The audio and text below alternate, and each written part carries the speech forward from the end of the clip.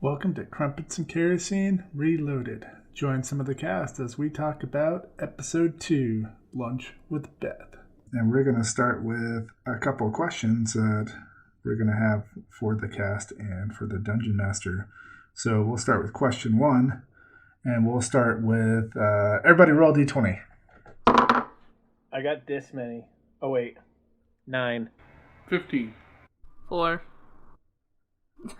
All right, we're going to start with Brent and Lee and then Seth. So the first question that I would like to have answered from y'all is, what did you like and didn't like about Beth and her restaurant? Brent. All right.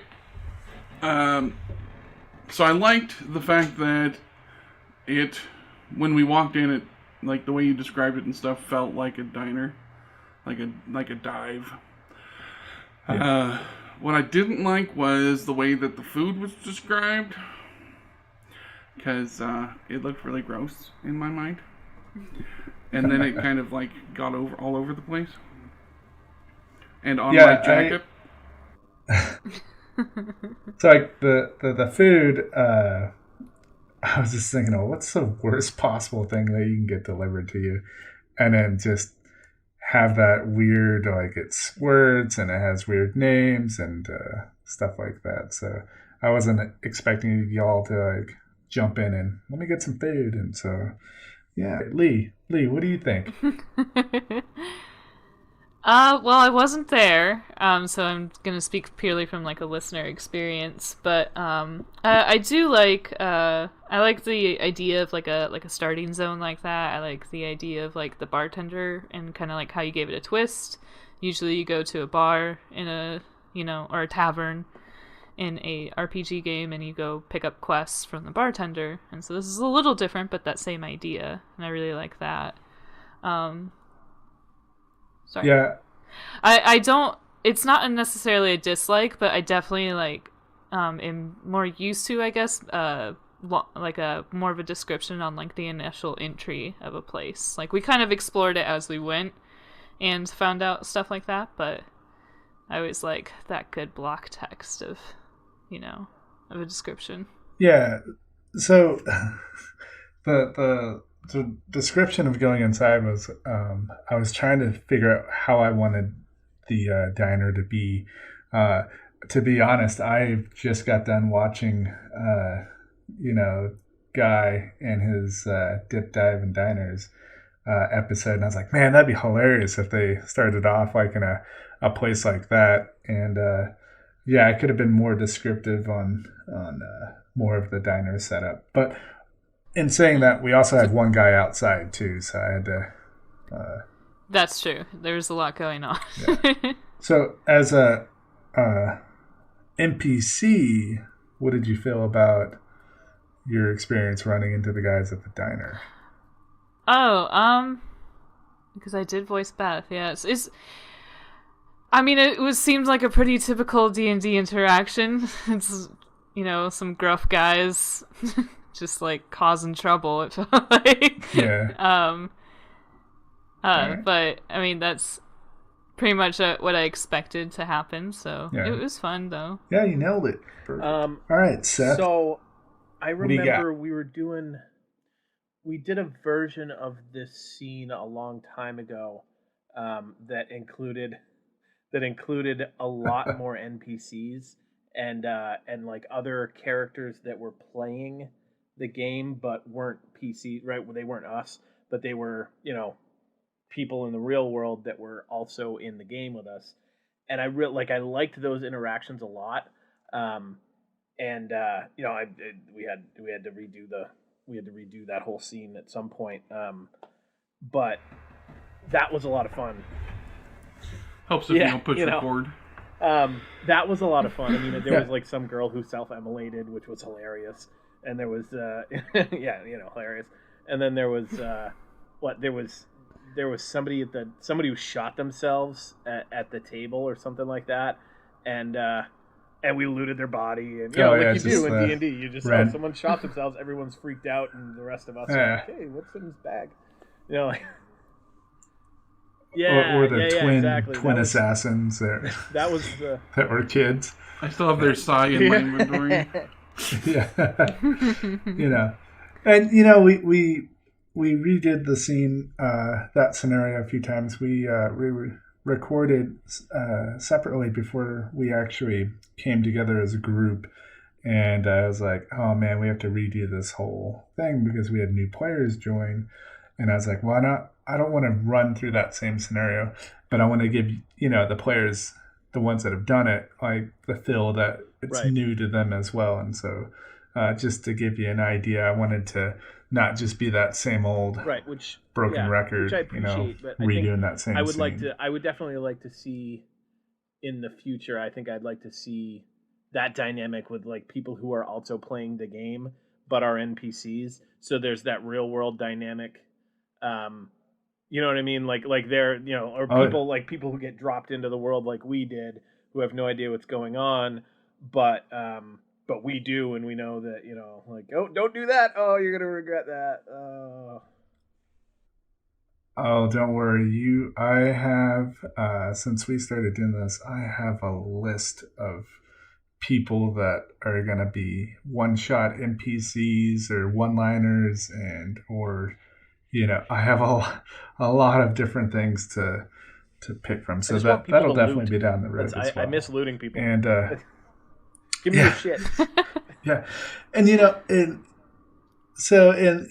whole Beth's Diner, the interaction with the getting into an inn, or that first, place that the first starting characters get into, I wanted to have that somewhat tavern feel, but at the same time, like, modernize it to where it was like something that interactive, without the barmaid running around or a fight breaking out. And we kind of intertwined all that into it because I was like, we need to spice up this diner just a little bit so it's not like a boring little place. And that's where we got into Eli's character coming into that.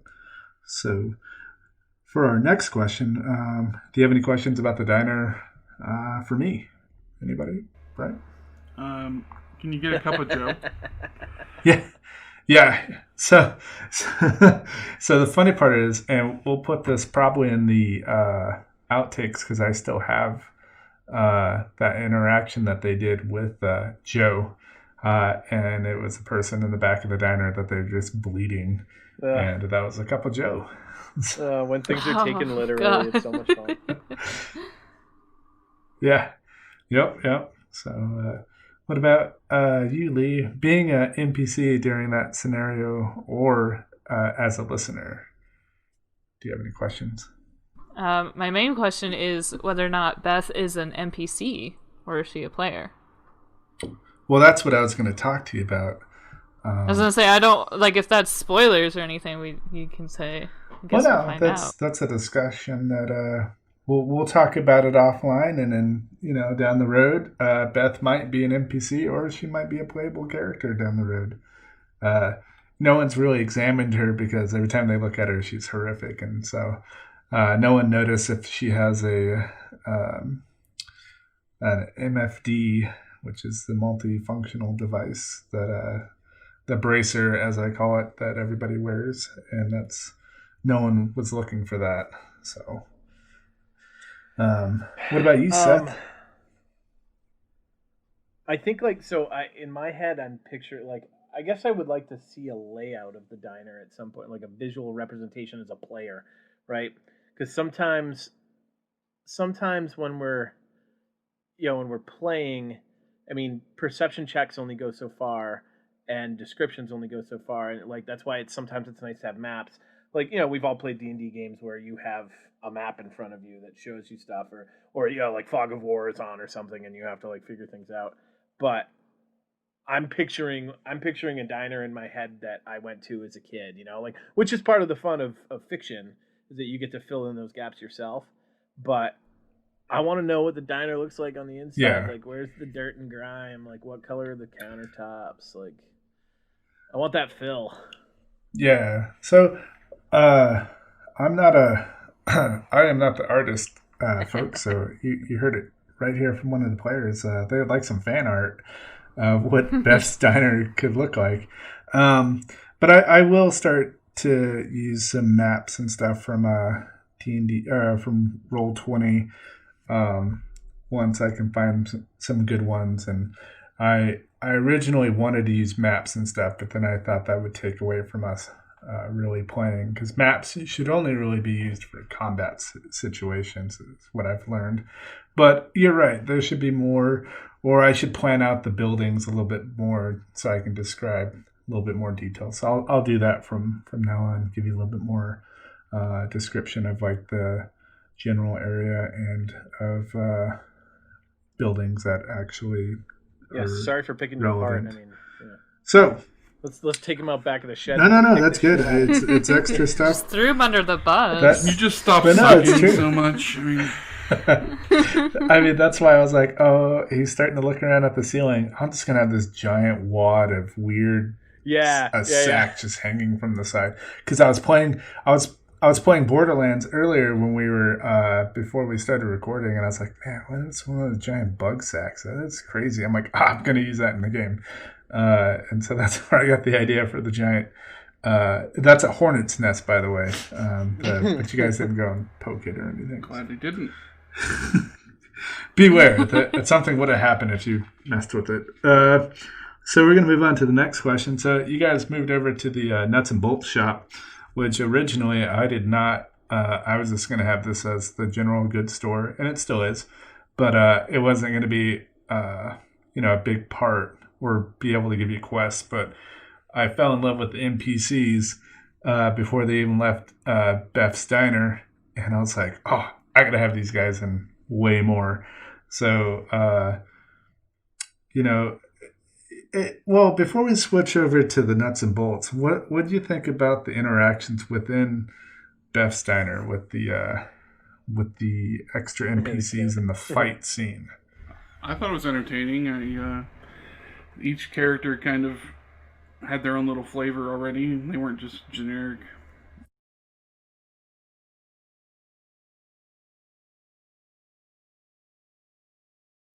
And, I'm always a fan of brownies. Oh, yeah. I love brownies. So that's one of my big heartstrings, are brownies and dwarves and mysterious. Goblins for me. Yeah. Love goblins. Yeah, gotta make friends with every goblin I find. Yeah. Good to know. Better do it quickly. Yeah. Yeah. It's not as easy in D&D. In my other game, it's a Starfinder, so they're like a civilized race. So, I mean, it's pretty easy. Ish. Yeah. Ish. Yeah, I threw the gimps in there because I was like, how can I make everybody just a little bit more cautious? Yeah, uncomfortable.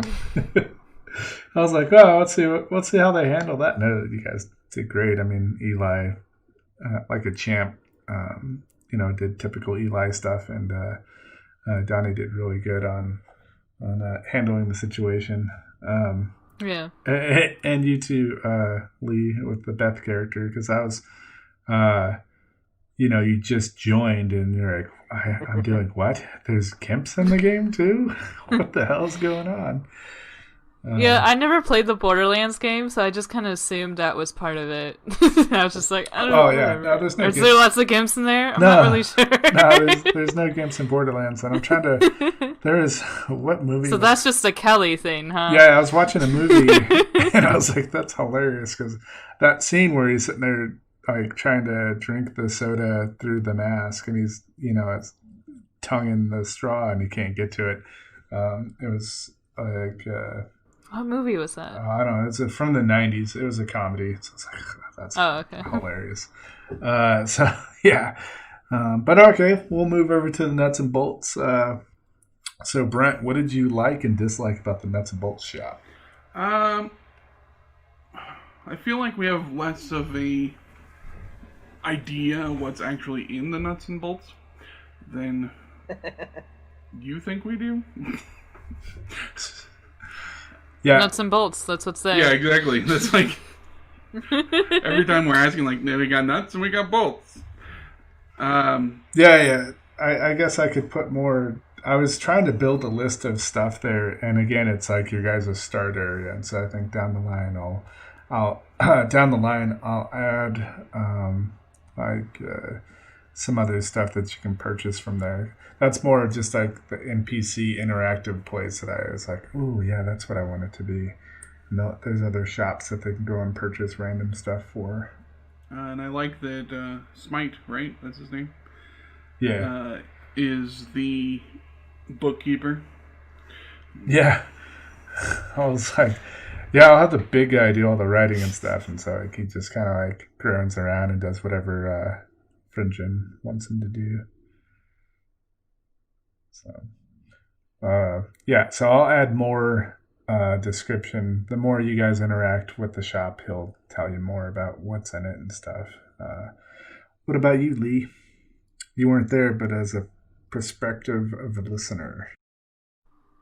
Yeah, I really like the two characters, Smite, and I like the way they interact. You know, it's not like this weirdo little brownie of like a slave or whatever. It's just like two friends basically that just kind of understand each other. Is that more of what it feels like?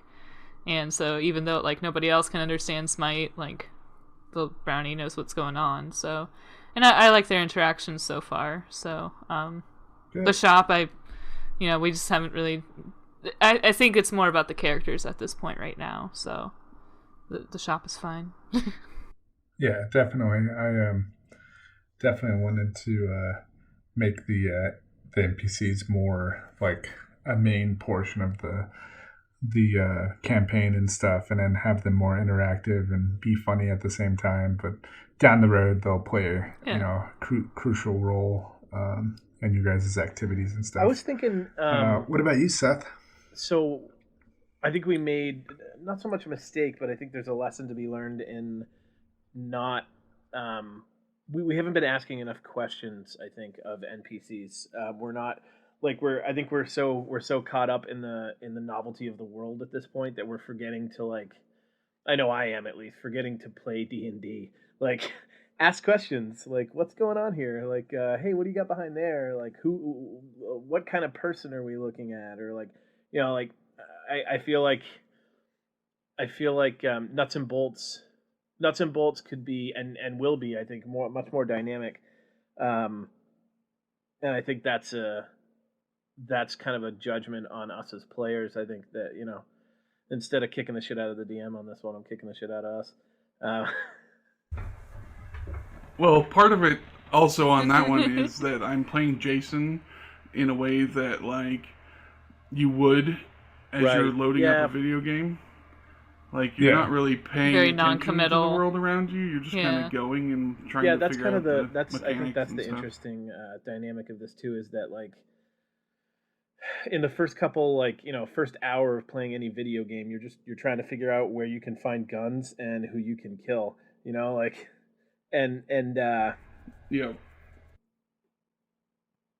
Some people like to make friends when they play a video game.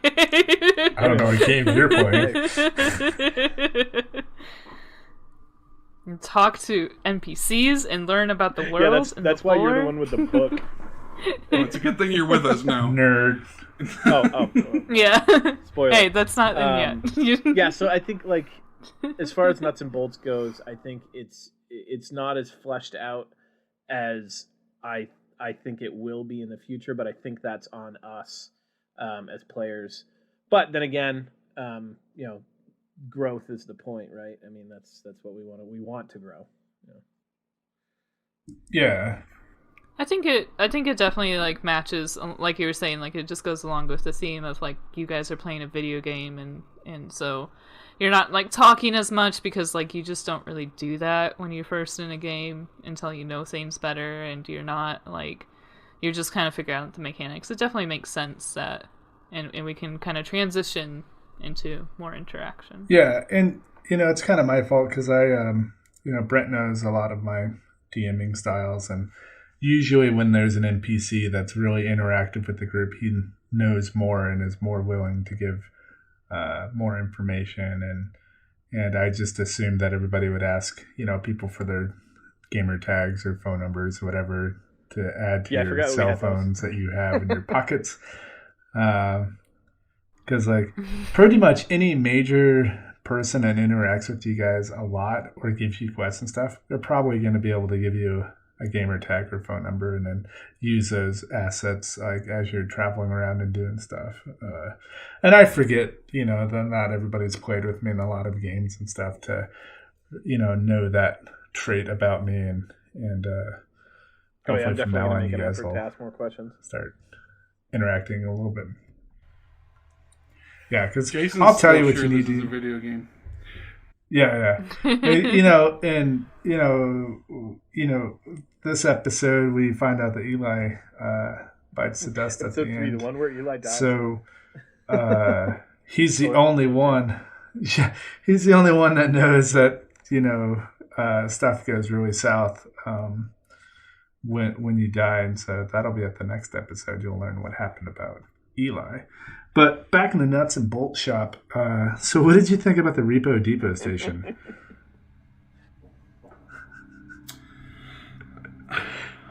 It's definitely its own little character. Yeah. I think it'll be interesting to learn kind of the interaction between us and it and how that develops. Like you said, it gets more expensive as you go and things like that. See how often we can save and how important we decide if it's worth it or not. Well, that's the thing is like, pretty much every D&D game you play, like you spend so much time building a character and then your character dies after like a few sessions or whatever, and you're like, well, shit, now I got to make a whole new character. I spent so much time making that. And I don't really like that. And I also feel that limits the player and the person playing the character, makes them more cautious on what they do. And I like to see everybody like take those extra steps that like they wouldn't normally do with the D&D character, because like, oh shit, if I die, I'm going to be gone forever. So the idea about the Repo Depot station was just like in most video games, there's always a save spot and a respawn, point. And my sister-in-law, she did the voice for the Repo Depot station, and she had a lot of fun with it. And she'll do different things for each Repo Depot station that you guys go to. She's pretty excited about that. Yeah, so like I like that it takes bodily fluids and builds like a DNA picture of your of your character, and that gets really awkward and a little bit kinky sometimes, and that's kind of fun.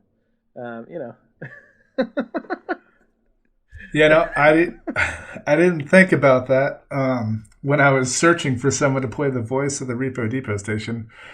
And again, I have a lot of different NPC scripts out there for stuff, and I'm very cautious about there's guys and girls that want to play different things, and I list all the different things that I'm looking for, and then sometimes they'll pick something. I'm like, okay, look over the script first, and then let me know, because I don't want to upset you or offend you or make you feel uncomfortable. That's not what I'm trying to do at all. And so for the Repo Rejuvenation Station, is I already put that in there before I even had a voice. So we recorded before I even had someone do it. And then when my sister-in-law was like, I'll play the Repo Depot station, I'm like, damn it. And so I wrote out the lines for the Repo Depot station, and she's like, okay, cool. So, it was a little graphic for the first time. I think the next Repo Depot station, it'll be a little bit more, I left it in her hands, what she'd like as a payment for copying, taking your DNA. We had the discussion about DNA and the government, stuff like that. I think Merle said that episode 1. At the episode 2, actually, you mentioned like, oh yeah, government, America, and take my DNA, that's what made me think about it. And again, like I said, I was playing Borderlands before we started recording that episode, and then I just remembered the voice of like, welcome back, Right. you died and you had to pay a certain amount, and like I died and I had to pay like 400,000 credits or whatever. I was like, fuck.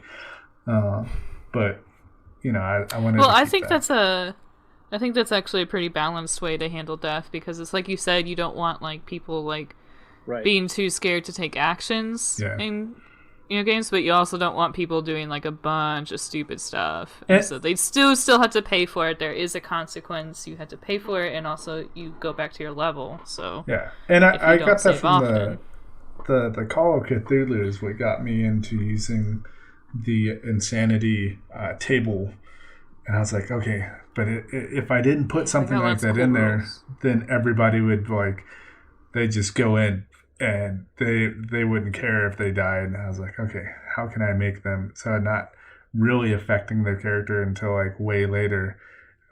Insanity, they started losing stuff way down the road. That aspect of like it changes your role play, right? So like you go from being yourself or your character's self, right, and then you have to challenge yourself as an actor really to like act a little marginally, incrementally more crazy, a little more, which I think is fun. To the point where I got until you're like, I'm ready for a new character. Which is terrible because I'm not from Texas, but I do have some Texan friends, so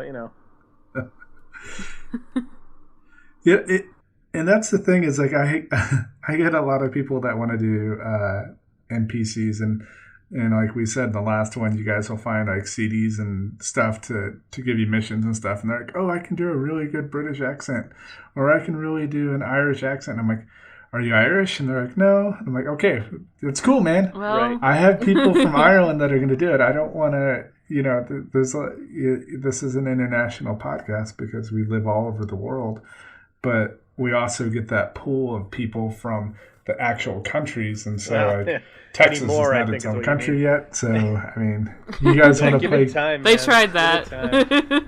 It didn't go well. Give it time. That Oregon and Texas and California, they'll be their own country soon. So we'll move over to the final scene towards the end. And unfortunately, Donnie couldn't be with us right now. So this is so I as a he did. I as a DM want to know the thought process about taking the gate. Like what? As soon as you guys started to get into it, I was like, okay. I don't think there was one, was there? They didn't sound like it. Yeah. I was like, all right, we're doing this. Let's see how well they tested over their program. Where, like, we knew that you couldn't die permanently, and it was almost like, let's see what happens when you. Well, fuck it, let's go. Yeah. Yep. Yeah. Exactly.